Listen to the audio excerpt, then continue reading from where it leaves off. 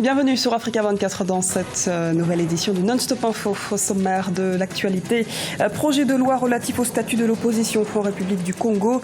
Le gouvernement congolais a validé le texte ce mardi 25 octobre. L'ambition est de contribuer au renforcement de la démocratie congolaise. Commémoration des 30 et 31 octobre au Burkina Faso. À quelques jours des activités commémoratives de l'insurrection populaire, une partie de l'opposition politique annonce se joindre aux activités officielles prévues à cet effet.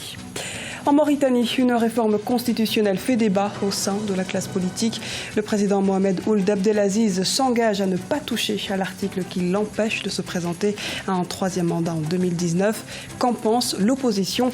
Eli Ould Mohamed Val, ancien président de la Mauritanie, est avec nous sur ce plateau pour en parler. En République du Congo, le gouvernement valide le projet de loi sur le statut de l'opposition. Selon le porte-parole du gouvernement Thierry Mongala, ce texte qui sera soumis au Parlement a pour objet de renforcer et consolider la démocratie congolaise. Les précisions d'Oumoukel Sumba. Le gouvernement congolais, en présence du chef de l'État, Denis Sassou Nguesso, a validé le projet de loi relatif au statut de l'opposition ce mardi 25 octobre 2016. Conformément à l'article 63, alinéa 1 et 3 de la Constitution congolaise, ce projet de loi a pour objectif de donner à l'opposition un statut propre capable de contribuer au renforcement et à la consolidation de la démocratie. Cela passera par la création d'une fonction de représentation institutionnelle de l'opposition incarné par un leader appelé chef de file de l'opposition politique.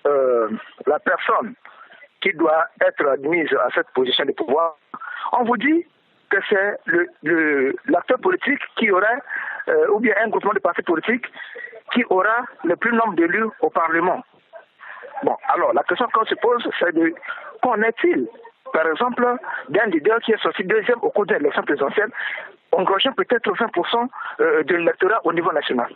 Ce projet de loi sera bientôt transmis au Parlement congolais pour son adoption. Le futur leader de l'opposition sera le responsable de parti ayant obtenu le plus grand nombre d'élus à l'Assemblée nationale après le parti ou le groupement politique majoritaire. Le problème, ce qu'il faut faire, c'est de mettre sur pied des mécanismes électoraux clairs et que vous respectez le principe du jeu et soumettre le pouvoir aux alliés de la concurrence.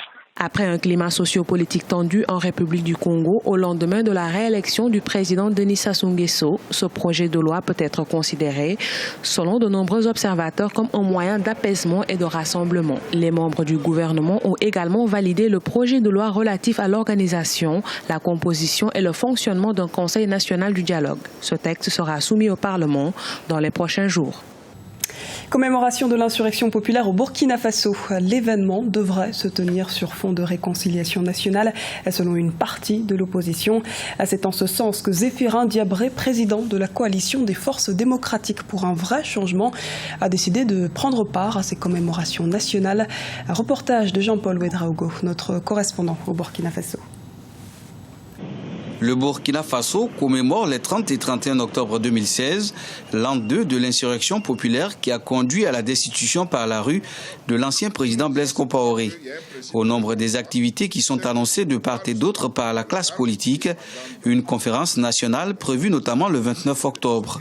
Si elle est à l'initiative d'une partie de l'opposition politique se réclamant de la coalition des forces démocratiques pour un vrai changement, elle sera cependant placée sous le signe de la réconciliation, ce thème qui ne cesse d'alimenter les débats. La réconciliation, non seulement elle est la bienvenue, mais d'abord nous notons que c'est une question ancienne. Ce n'est pas une question qui date uniquement de l'insurrection. Notre pays, dans son histoire récente là, justement a un problème de réconciliation. Et les tentatives, je crois, qui ont été faites, y compris sous l'ancien régime, de notre point de vue, n'ont pas apporté les réponses qu'il faut. À l'heure où le dialogue politique est mis à rude épreuve, la CFDC ne veut surtout pas manquer l'occasion de se montrer consentante pour une commémoration dans le respect mutuel. C'est pourquoi, à l'appel du gouvernement, la coalition n'a pas hésité à réajuster son programme en reportant à une date ultérieure ses activités de la journée du 30 octobre pour, dit-elle, éviter d'éventuels télescopages avec celles prévues par le gouvernement. Nous reconnaissons les prérogatives du gouvernement en tant que dépositaire du pouvoir politique démocratiquement élu et en tant que garant de l'intérêt général à commémorer un tel événement qui rentre dans l'histoire de notre pays. Nous apprécions le fait que le gouvernement, tout en commémorant l'événement, reconnaisse la liberté pleine et entière des citoyens à faire de même. Toutefois, la coalition entend faire de la conférence nationale du 29 octobre le cœur de ces journées de commémoration. Avec pour thème insurrection et aspiration au changement du peuple burkinabé, bilan et perspective pour une véritable réconciliation nationale. Cette conférence, selon la coalition, se veut un instant d'introspection sur l'histoire récente du pays et une occasion de projection sur son avenir. Elle réunira à Ouagadougou plus de 300 participants de divers bords politiques. En Mauritanie, les conclusions du dialogue national cristallisent le débat politique. Pour en parler, nous sommes en compagnie d'Ely Ould Mohamed Vall, président de la République de Mauritanie de 2005 à 2007 et ancien officier supérieur de l'armée. Ely Ould Mohamed Vall, rappelons-le, est devenu un farouche opposant au chef de l'État actuel, Mohamed Ould Abdelaziz. Bienvenue sur ce plateau, Monsieur Vall. Monsieur Vall, dites-nous, après 2 ans de négociations, un dialogue entre pouvoir et opposition a eu lieu en ce mois d'octobre avec l'objectif de réformer la Constitution. Quel bilan avez-vous tiré de ce rendez-vous?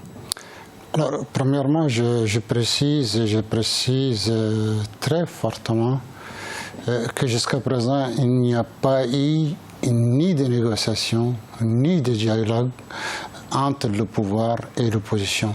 L'opposition a suggéré que pour qu'il y ait un dialogue, qu'un certain nombre de problèmes soient débattus et le pouvoir a catégoriquement refusé tout débat sur un certain nombre de problèmes. Il y a une tranche de l'opposition qui a participé à ce débat.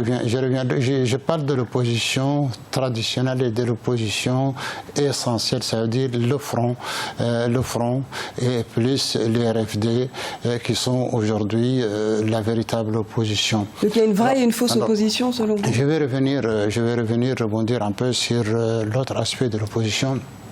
Et donc, l'opposition a carrément dit, dans la mesure où il y a un refus total de parler des problèmes essentiels et des garanties essentielles concernant un dialogue et concernant les résultats de ce dialogue, qu'elle n'était nullement intéressée. Donc, le dialogue s'est passé entre le pouvoir et lui-même. Autrement dit, il n'y a jamais eu de dialogue pendant cette période. Il y a eu un monologue entre le parti État et lui-même, et par conséquent, il n'y a jamais eu de dialogue. Il y a quand même une partie de l'opposition qui a participé, mais qui finalement a rejeté ces conclusions. Il y a essentiellement 2 partis qui sont des partis de l'opposition qui avaient décidé de participer au cours de ce débat.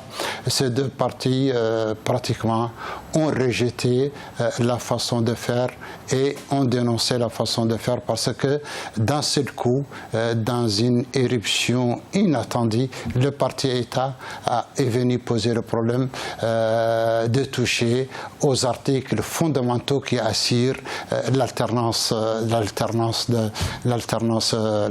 politique. En parlant d'articles fondamentaux, on parle notamment et précisément peut-être de la limitation du nombre de mandats. Alors, on parle de 3 éléments essentiels: la limitation des mandats, la durée du mandat et l'âge de sécurité. Concernant l'âge a été limité à 75 ans. Le nombre de mandats a été limité à 2. Le président a réitéré qu'il ne se présentera pas justement à ces élections de 2019. Qu'est-ce que vous en pensez? Est-ce que cette promesse sera tenue? Alors, ce n'était pas son point de vue jusqu'à il y a à peine 2 jours avant cette déclaration. Mais à plusieurs reprises, il a dit qu'il ne se représentera pas. Je reviens. Alors, il y a un double jeu dans cette affaire parce que depuis 3 mois, je dis bien, il a fait un discours dans la localité Est qui s'appelle Nema et il a annoncé sa volonté de créer une nouvelle constitution et d'aller sans parler avec précision. Mais pour ce dialogue, il en a parlé, il a été clair. Immédiatement, il s'est enclenché une campagne inédite avec le ministre de la Justice, avec le ministre de l'Information, avec le Premier ministre, qui même jusqu'au devant le Parlement de devant le Parlement, sont venus pour dire une constitution n'est pas une constitution sacrée. Il n'a rien de sacré. Absolument. On peut l'ouvrir. On peut faire. C'est ce qui a été fait. Il y a eu un débat autour de cette constitution. On peut faire autant de mandats qu'on veut et on veut cela et on veut travailler. Mais le président lui-même. Imaginez. Non, mais je veux pas. Ses propos ont peut-être été. Vous ne pouvez pas séparer le monsieur que vous appelez président de son gouvernement. Mais le président lui-même l'a annoncé. Non, vous ne pouvez pas séparer le monsieur en question de son propre gouvernement. Il dit, c'est ce dont je parle, et les gens qui parlent comme cela, et devant jusqu'aux institutions les plus sacrées de la République, il s'agit du ministre de la Justice. Ce n'est pas n'importe qui, du ministre de l'Information qui est porte-parole du gouvernement. Donc d'après vous, quelles sont les véritables intentions du président de la Mauritanie? Je pense que cela n'est pas un secret de polichinelle et c'est un secret pour personne.